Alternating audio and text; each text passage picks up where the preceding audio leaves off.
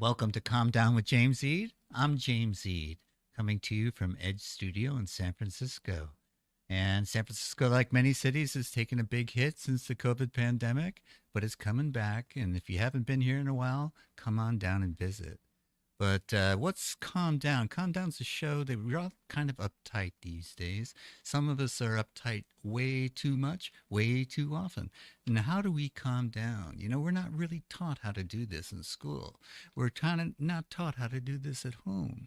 We're taught to do this in certain areas in society, but not all of us have access to these areas. I'm thinking like yoga, something like that, because I make use of yoga now, and I would have laughed at you 10 years ago if you thought I would be using yoga to calm myself down. But it's something I do.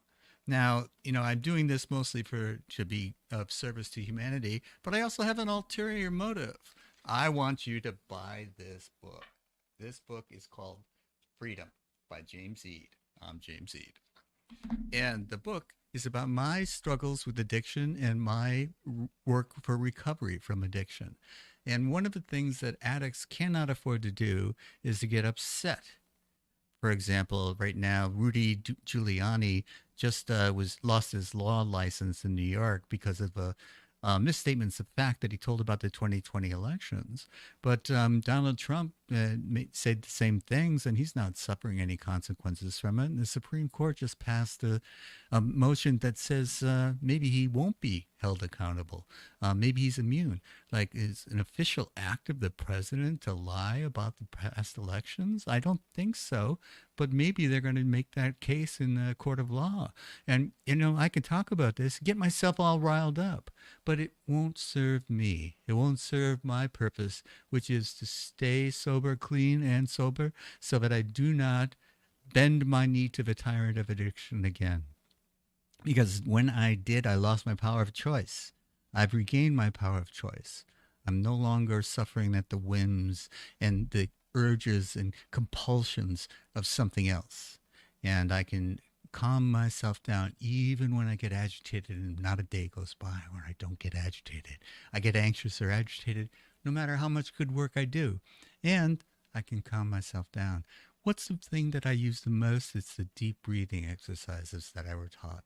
In through the mouth, out through in through the nose, out through the mouth, or any which way that you can make it work for you. But it has to be a deep breath. So it calms me down. The brain can calm the body, and the body can calm the mind. So when we learn these tools and techniques, we have them ready at our disposal. Because when you become agitated, when you become anxious, it's no sense trying to figure something out then, because you're not going to make a good decision. You're not going to come up with the answer. You got to have that answer already predetermined. It's a tool in your toolbox, and you pick it up when you need it. And you use the appropriate tool at the appropriate time for the appropriate problem. And deep breathing is one, but find what works for you. It might not work for you. What works for you might not work for me. What works for me might not work for you, but something will work. Something will help you calm down. Now, one of the segments that we have on the show is we hear from our senior correspondent in Los Angeles, Rick Rosner. And I want to transition to this part of the show, this segment with Rick, because he has a way of getting agitated. And so let's find out what's agitating Rick today. Welcome to this next segment of Calm Down with James Ead. I'm James Ead, and the next segment involves our senior correspondent from LA, Rick Rosner. Rick is going to come on and tell us what's causing him some anxiety today, or what he's having trouble with being calm about. And so I'm going to bring Rick on now. Here you are, Rick Rosner, hey. Senior correspondent from LA. And what's going on today with you? All right, I'm going to hit a bunch of little topics and then go into the bigger ones. Okay. It's always bugged me. I walked out of my big fat Greek wedding when this happened. In a rom-com, when somebody sees the person that they're going to fall in love with and they're so distracted that they fall down. I hate pratfalls in rom-coms. It says to me that that's lazy writing and that you're not going to see anything original in the rest of the frickin' movie. Somebody's looking over it at, ooh, that's a beautiful person. Bam, into a wall. That's just come up with a new thing to do. All right, next thing is it's happening a lot in LA. I don't know if it's going, I assume it's happening in the rest of the country when you make a choice in a store or, when getting a sandwich and the person serving you says, perfect. It's not that big a deal. And I should have done that gripe maybe 2 weeks ago. I haven't seen it. Maybe it's already peaked, but there's picking one sandwich out of 8 possible sandwiches, really doesn't merit a perfect. And now for the things that are really getting me worked up. I mean, like the whole debate thing. We're about 3-4 days post debate,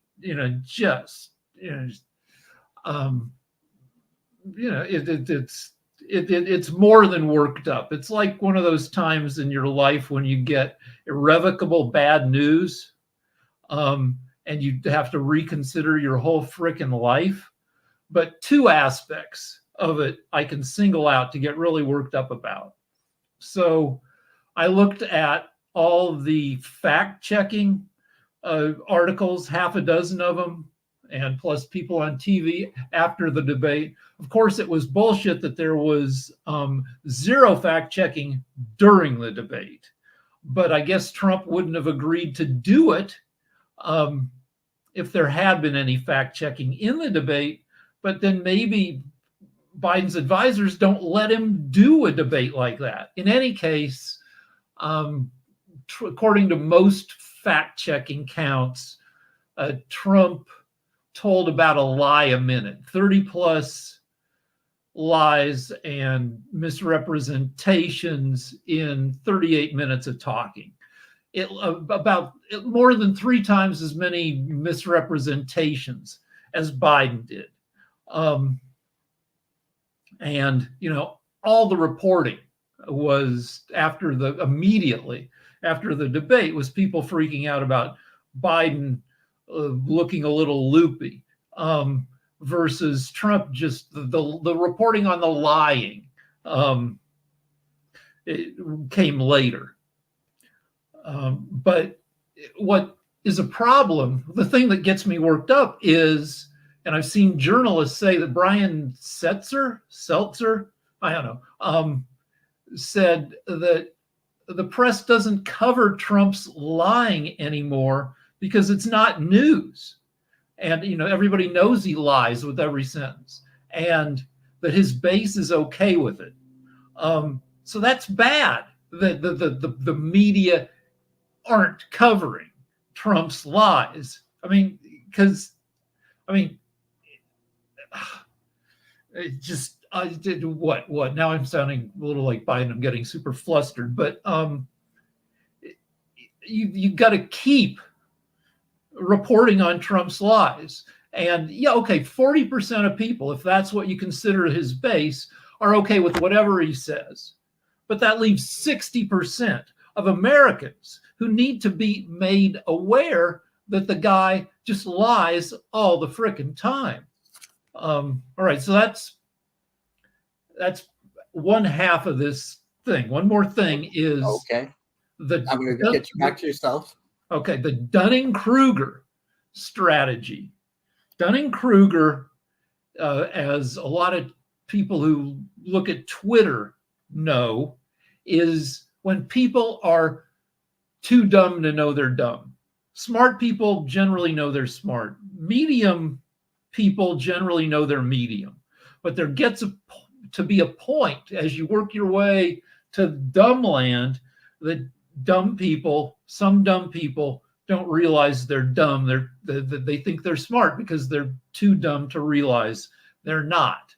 So 50 years ago, Republican think tanks went after these people, or basically they went after dumb people because they figured out that they're more manipulatable. They're easier to get energized.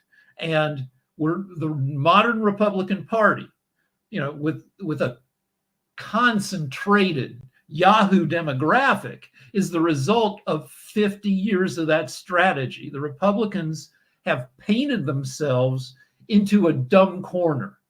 And not just a bunch of dumb people who you could say, you're dumb, look at this. And then you show them, what they're being dumb about. And they're like, oh, okay. No, dumb people who are overconfident in their smartness and can't be told anything, that can be lied to continuously by Trump, like, okay, and just buy it. So, the concentration of dumbness in the Republican Party has me very worked up. It's the devil's demographic. Okay, Rick. So basically, one of my takeaways was, doesn't the country deserve better than this?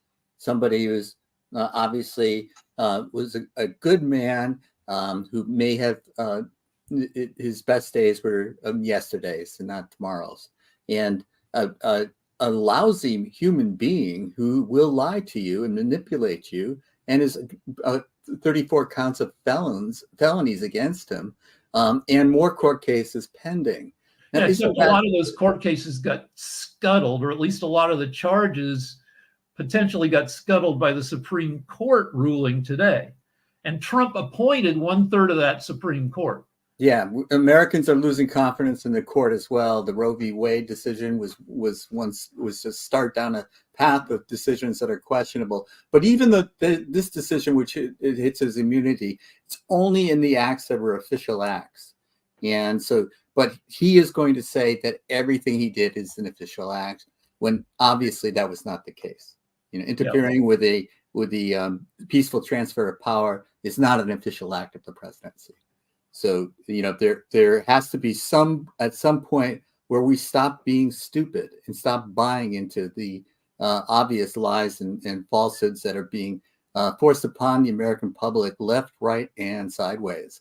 It's just a shame, and it does get us worked up. But Rick, do you have a faith? This is what helps me. I have a faith, and it may be unfounded, but I have a faith in the country that yes, there is going to be 1/3, 40% maybe that can be fooled all the time. But I can't believe that all of the people can be fooled all of the time. And they've got to been catching on to this guy. He's a con man. He's a felon. He's got to be held accountable. And don't you think the majority of Americans will see that and not? Well, yeah, that has been apparent since Trump first announced. He can never win a majority of the American voters, but you don't need to, because the Electoral College, he lost by 2.85 million in 2016, the popular vote, and still won the Electoral College. He lost by 7 million in 2020. He'll probably lose, between, a number that's between 2016's number and 2020's, and depending on where he falls, he can win. Yeah, because there are swing states, what they call swing states, that have those electoral votes that are going to swing it. And it doesn't need to be a $1 million difference. It just needs to be a few voters difference in those states.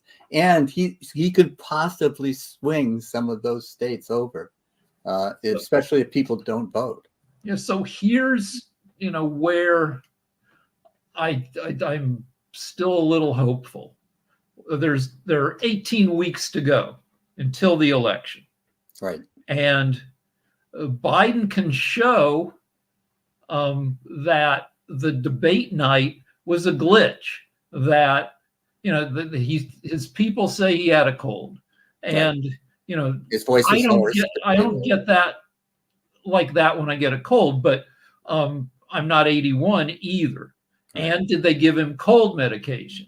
And though if they had, we maybe would have heard it. But in any case, all this stuff has been bubbling out, but nobody knows what exactly is true, that he's very alert between 10 a.m. and 4 p.m. Then he gets, a little bit more discombobulated later in the night. Gosh, that's true for me today. Yeah, but that's been reported, but second and third hand. Is that true? And was the way he was during the debate representative of that? And he's got, like I said, 18 weeks to show that that was an outlier, an aberration. And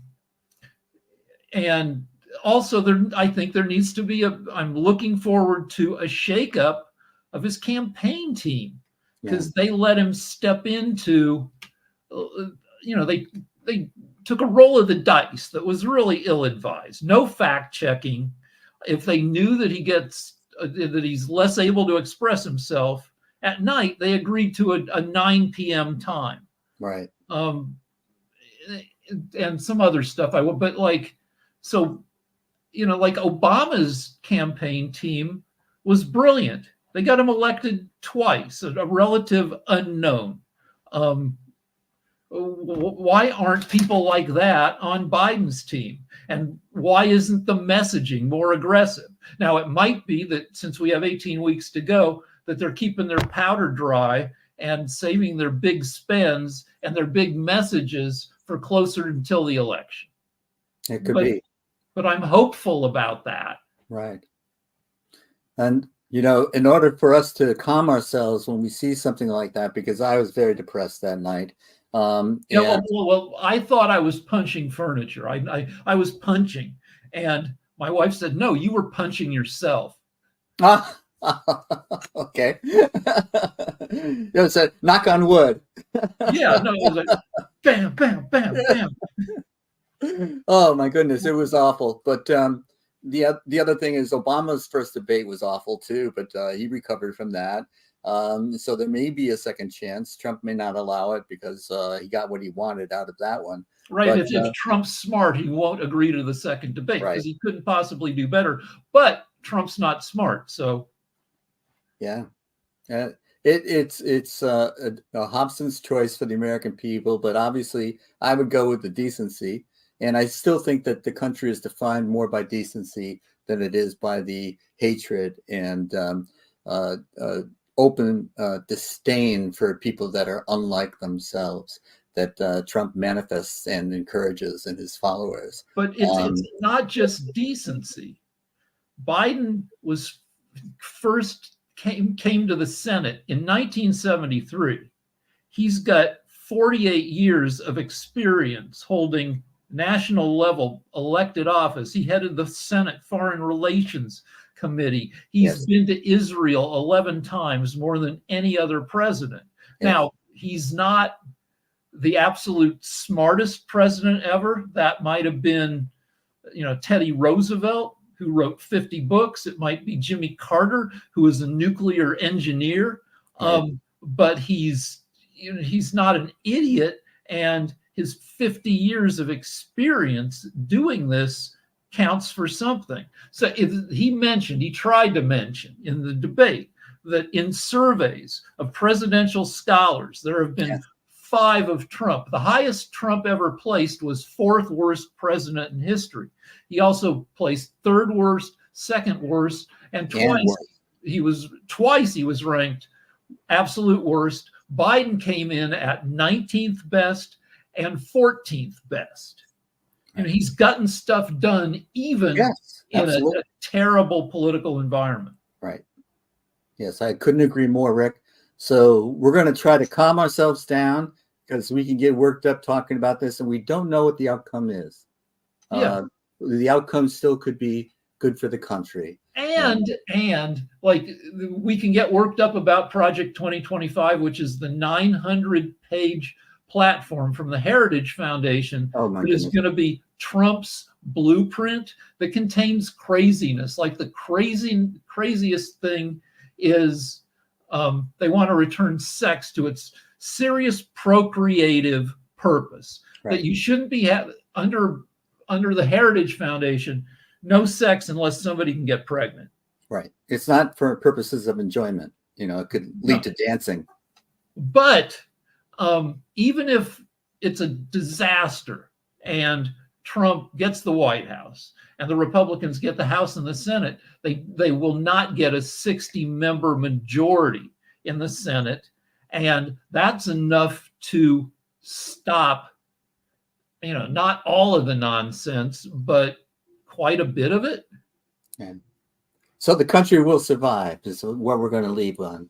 Yeah, I mean, it leads to it's still on a downward slope, because if Trump gets reelected, then Alito may retire and Clarence Thomas may retire, because they're what, 73 and 74, letting Trump appoint jurists in their 40s who, Yes. given modern medicine, could be on the bench for 50 years.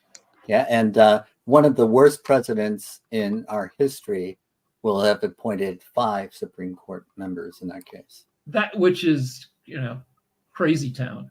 It really is. But we won't go there. It hasn't happened yet. That's right. We're not going to lose any sleep, and we're not going to hit ourselves. And there's No a more bunch hitting of yourself. really good TV. That's my wife and I watch, 2-3 hours of TV it's the golden age of TV. So Okay. even everything else is falling apart, there are some awesome TVs. Unlike our childhoods, when all we had was like the Brady Bunch. Three channels and rapid ears. But on the other hand, you would know better than I, because didn't you used to write for one of these TV shows? Yeah, I wrote for Jimmy Kimmel. You wrote for Jimmy Kimmel. So when you say, it's bad writing when you're doing a pratfall after seeing someone that you think you're in love with, you got some experience talking. You're not just... Well, the deal is, like, when you work on a show like that, you do multiple passes on the material until you get material that is up to the standards of the show. Judd Apatow, the writer-director, when he does a movie, he calls in all his funny friends from all over Los Angeles. They do a table read.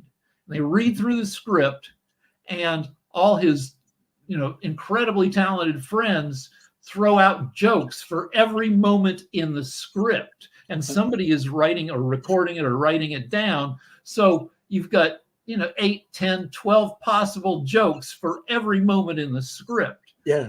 And that's what you have to do if you're given, especially now, because everybody has seen everything.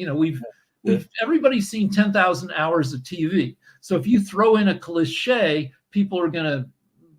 I've seen that before. Yeah. So you need to take every moment and say, is this the most original it could be? Rick, what do you think Mel Brooks did? Because there's like 500 jokes a movie, and 250 of them land, but it doesn't matter. You're laughing at something pretty soon. He went over it. I assume that he sat with each script and he went over it 50 times, looking for more opportunity. Also, he probably had his friends in there. Also, I'm thinking too now. Also, when they were shooting it, he had funny performers. Gene Wilder's great, Cleavon Little, Richard Pryor, and they would throw out stuff, and he'd go, or let's shoot it. And if it turned out to be, keeper. Yeah. Actually, I don't know if Richard Pryor was supposed to be in Blazing Saddles, and then the studio nixed him. He was too dangerous. But Cleavon Little, great too. Harvey Korman, Madeline Kahn. Yes. So, but the deal is, try it 6 different ways. Go with the best one. Good for life too. Figure out who played Igor. Marty Feldman. Marty Feldman, a classic actor who was very funny in his own Igor. I'm Igor. All right. Sorry. Breaking steam. All right, Rick. Thanks very much for your senior correspondent report from LA, and we will see you next week. All right. See you then. Thank you. Okay. Bye-bye. Bye-bye. That was our senior correspondent, Rick Rosner, and it's going to be quite the transition from Rick, who's got a very high level of energy, to the yoga teacher, Yudhishthira, who is going to tell us about the yamas and niyamas. And today he's going to pick on one of the yamas in particular and tell us about that one. And it's like, as he told us last week, it's like the 10 Commandments are thou shalt not, and the yamas are like that, thou shalt not lie. I think it's going to be the topic today. But Yudhishthira is very calm, and you're going to see that in the next segment coming up. Yudhishthira, Niyamas, and Niyamas. Welcome to the segment of Calm Down that talks about yamas and niyamas. You know, one of the reasons that we talk about them is that it's a discipline for us to know what to do and what not to do. Most of the time, we can just look inward and know the answers to that. But over the many centuries, the ancient wisdom of the past has come to teach us that there are some things that we can concentrate on doing. And when we're doing these things or not doing these things, we have a sense of calmness within. And so I'm going to bring Yudhishthira on to tell us about the second yama. You remember last week we talked about the yamas and niyamas. The yamas are the things we try not to do. Last week was non-harmfulness, ahimsa. And today it's going to be truthfulness, satya, or non-lying. So here we go. How'd I do? Did I get anything You did a wrong? great job, and you included all the ways that you can express this yama, which is satya is the Sanskrit name, which is Satya. All right.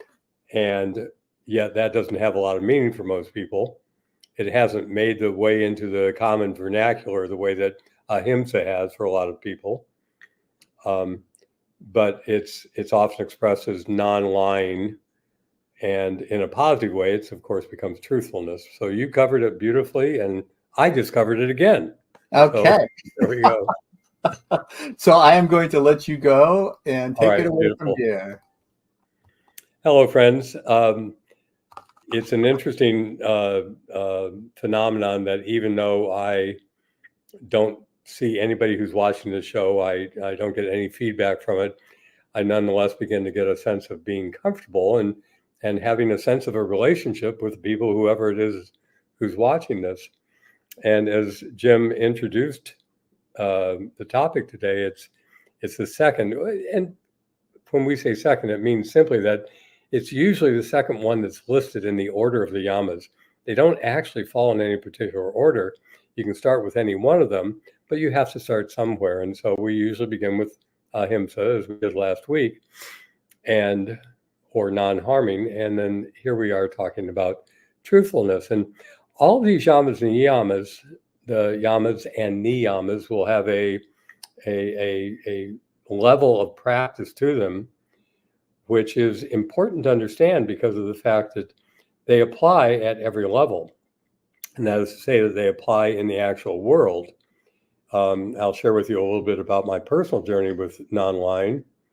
But it's helpful to understand that non-lying does not apply to simply the words that come out of our mouth, but rather also to the thoughts in our mind and the feelings in our heart. Because the essence of non-lying is not a matter of speaking the factual truth. Sometimes that does line up with what you say, but you might also consider these situations in which to say the factual truth is not beneficial to the person you're speaking to. So one of the fundamental principles of non-lying is that when you are speaking a truth, it will always be beneficial. And that oftentimes requires that you view the higher truth. So that if you are seeing someone who's in the hospital, for example, and she might actually look physically ill, that you could honestly and truly say, you look marvelous. You look great. And that will tend to affirm the process of healing. And that's a higher truth than saying you look terrible. What happened? And the principle behind non-lying is that it's a matter of removing those things that are not true to who we are. And when we begin to learn to remove those things that are not true to our nature, we begin to tell the truth. I mentioned that there are these different levels to non-lying, and it sort of culminates, if you go to the final extension of being perfected at this, it means that whatever words or thoughts or feelings you have are so pure of any distortion, any desire for things to be different than they are, that those words, those thoughts, those feelings become manifested as the truth. And so you can, it's sort of like a superpower And yet, for most of us, we're not going to get to that perfection, but we can begin to clean things up as we go. I've mentioned before, and I'm sure that Jim has mentioned, I mean, he's got this book on recovery, on freedom. And one of the most important things to acknowledge for people who are addicted, and I'll mention that in a little bit more detail in a moment, is that anyone who's addicted to anything is going to lie.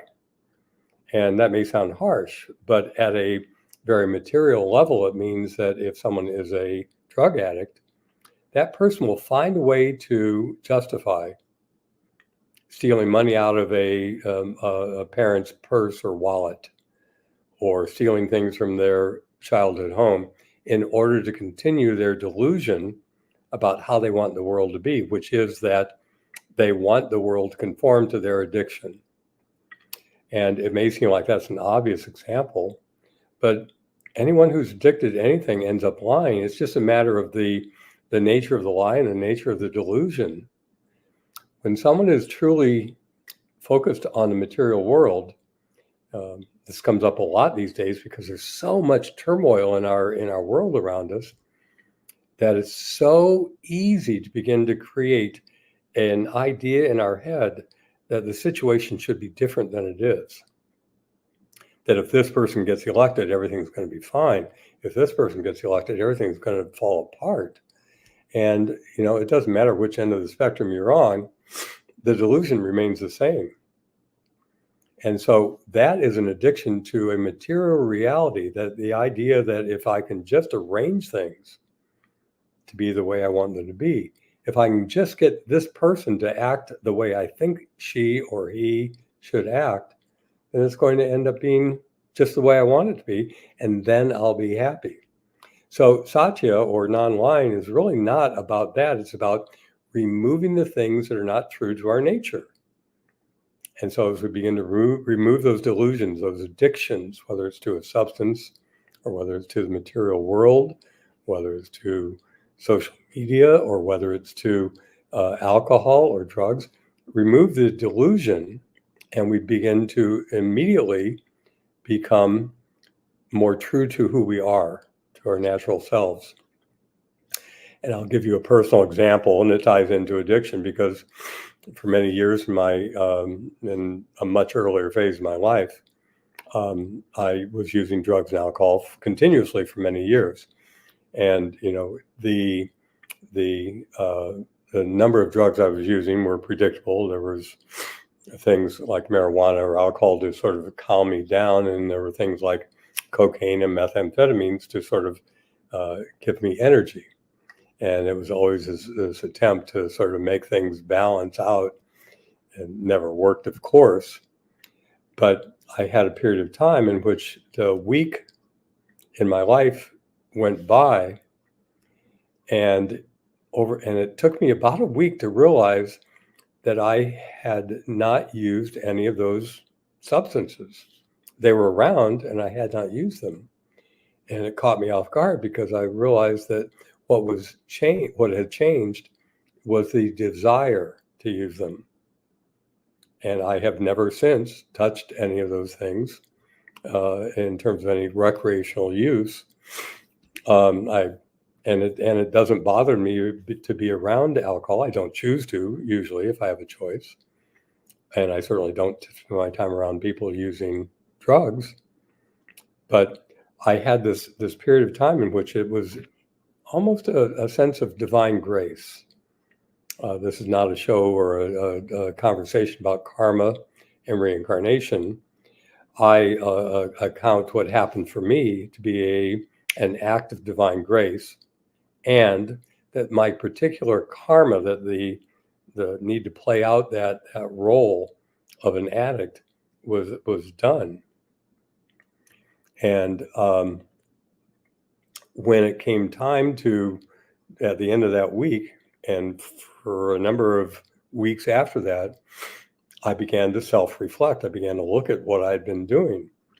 And one of the clearest and first teachings I got, long before I actually was trained in yoga, this was actually, I had none of these tools, But I realized that I had been lying to the people who loved me the most, the people I cared about the most when I got really down to it. And so it was a revelatory experience to be able to understand that I had been lying, and I made a vow at that time that I would no longer lie, in small ways or big ways. Now, there have been times when I've had to understand that to tell something that was not factually true was the higher choice. It was truer in a higher way. I gave an example of that earlier. So that, every statement of truth should be also combined with benefit and kindness to the person you're speaking to. One of the things that is a challenge about practicing non-lying is that it's not just a what comes out of your mouth. It's not just the words. And so there becomes this level of self-awareness around ourselves that we begin to track the thoughts that are going through our head. One of the most important messages around these thoughts in our head is to not identify them as being yours. Yogananda, my guru, said something very simple, a very simple teaching. He said that thoughts are not individually rooted. Thoughts and creativity are universally rooted, and we tune into them. So it's much more along the lines of changing a channel or changing a station that we're going to listen to. And so that's much of the practice right there of changing the input. And so that will change the thoughts that move through your head.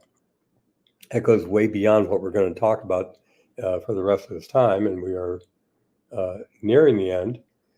But I want to at least touch on the fact that these yamas and the niyamas that will come later, these things that we want to do or not do, the weeding of the garden and the planting of the seeds that we want to have grow into the type of plants that will feed us, that will nurture us, or that will offer us beauty. In order to do that, it requires a process. And one of them is that we have to be aware of these thoughts that move through our head. And so it's, if you have ever walked into a room where people have been arguing, you will know that if you open the door, and even if they've stopped talking, you can feel the energy in the room. And it's you know that. So my point is that we need to clear out the thoughts in our mind and the negative feelings in our heart as part of the practice of non-lying. And so there are lots of tools in yoga that will do this. Again, it goes beyond the scope of these little segments that I'm sharing with you. But I did want to bring together these two practices, the non-harming from last week, ahimsa, with this week's teaching on non-lying.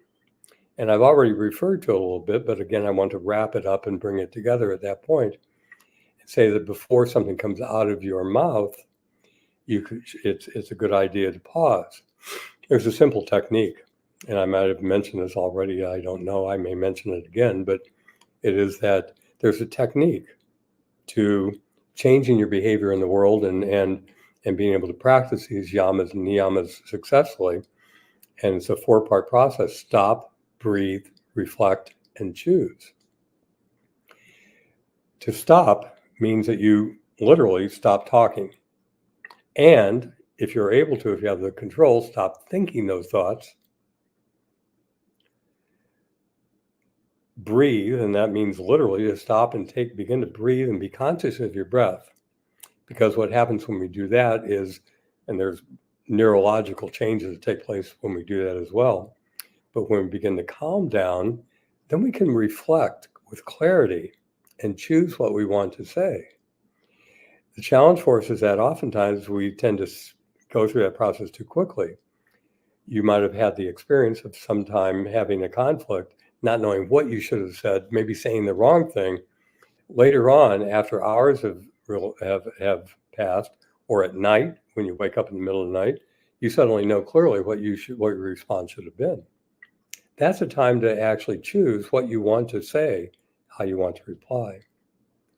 So stop, breathe, reflect, and choose before you speak means that when you say something, you will have the option of saying that thing which is true, that thing which is true, and that thing which is also kind or beneficial.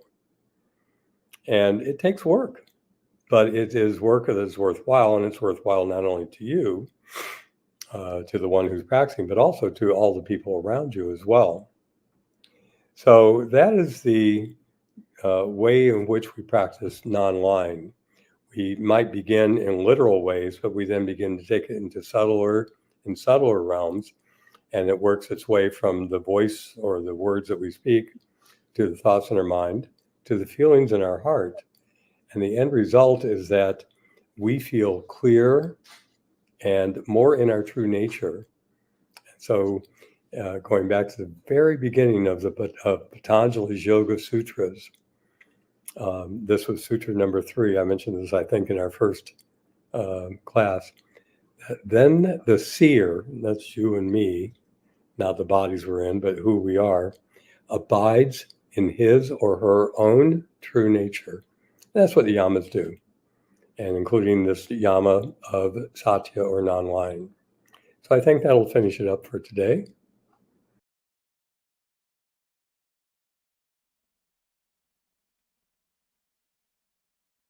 Welcome back to Calm Down with James Eade. And, I wanted to mention again, that I'm in the recovery from addiction, and all of these tools and techniques have been very instrumental in my recovery.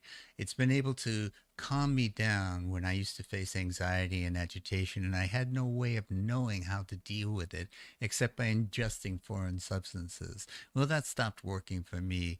The highs no longer offset the lows. Let's put it that way. But one of the things that I realized was I had what they called contempt prior to investigation. So things like yoga would be suggested to me, and I would say, no, I don't need yoga.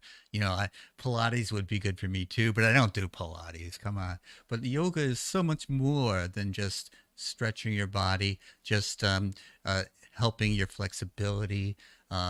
It's about channeling the energy throughout your body and being able to maintain your breath and be able to move your breath around your body. And I found that the mind can calm the body and the body can calm the mind. And there's so many tools and techniques that I've been exposed to if I was willing to try them. So now I say yes when someone asks me to try something far more often than I ever did before. And this is really one of the important lessons that I want to teach anybody trying to recover. The first is have hope. You can do it. If I could do it, I think anyone can. But that's easy to say. It's hard to do. I'm not going to sugarcoat it. It's no piece of cake. It's not a walk in the park. Recovery is hard work, but you can do it. You think you can't. One of the things you need around you is a support system.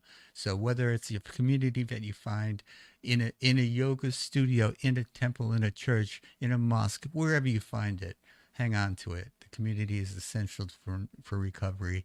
And hopefully it's somebody that's been through something like you. Then you have someone to talk to that isn't saying, what's he talking about? They're nodding their heads and understanding. And when you find that, you found help. You found the support that you need. We all need help. And so now I would like to close in our traditional way by going to another yoga teacher, Divya Love Wise, who helped me learn to meditate. And now when we talk, we don't even talk about meditation. So there's many things that I found that she is very wise about, and having us to calm down to close the session, because we may have gotten worked up listening to Rick from senior correspondent from LA can rile you up a little bit. But in any case, we want to end peacefully and calmly. And with that, I'll hand you off to Divya. Welcome to the final segment of Calm Down. And I want to introduce to you, my loyal listeners and viewers, Divya Love Wise, that wise yogi. And I would like you, at the end of every show, I'm a little bit agitated and worked up and all that kind of stuff. And I was wondering if there's something that you could do to calm me down. Could you just say goodbye to us in any way that you see fit? Sure, I would Oh. love to. I will take off and let you do that. Thanks again. Okay. Well, bring yourself into a comfortable seated position, feeling your feet on the floor and letting your hands rest in your lap. Palms up or palms down is a great way to start bringing yourself back into center and focus with your own divine energy and letting go of anything that might have wanted to stick to us throughout the day that may be energy we don't want to carry throughout the day. So having this basic position, feeling grounded, even closing your eyes and taking a deep breath in through the nose and out through the mouth.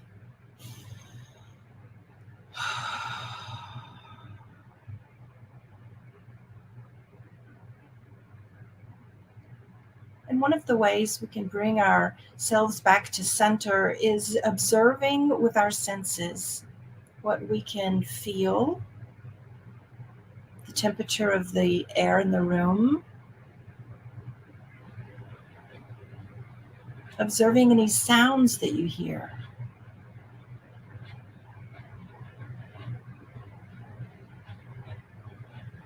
Noticing any smells in the air.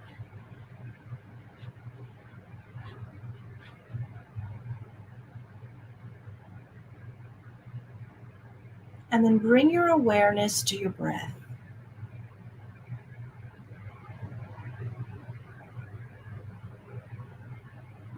As though you're watching it from the inside out.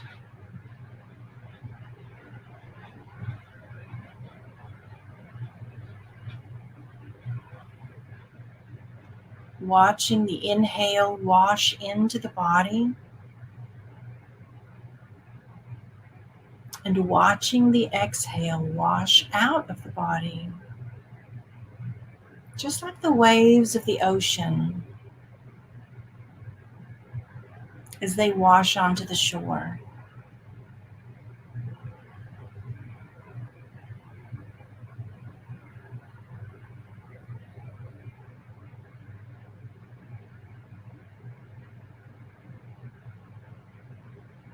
And if you find your mind still wandering, you can even place one hand on your lower belly and one hand on your heart, so that you can feel with your hands this breath washing in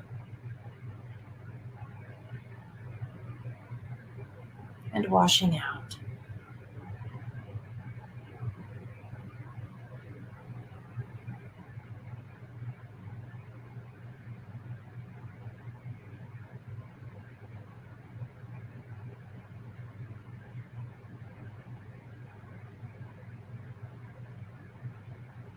And with your mind's eye, visualize this inhalation and exhalation as an internal shower, clearing away your energy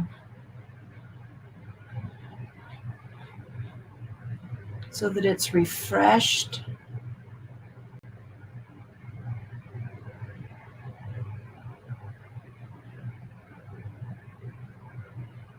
it's rejuvenated,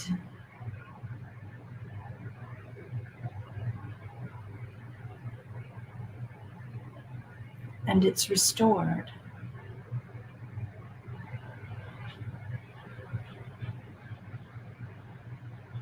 Releasing your hands into your lap, just give yourself a few seconds of pause in this return to peace, enjoying it.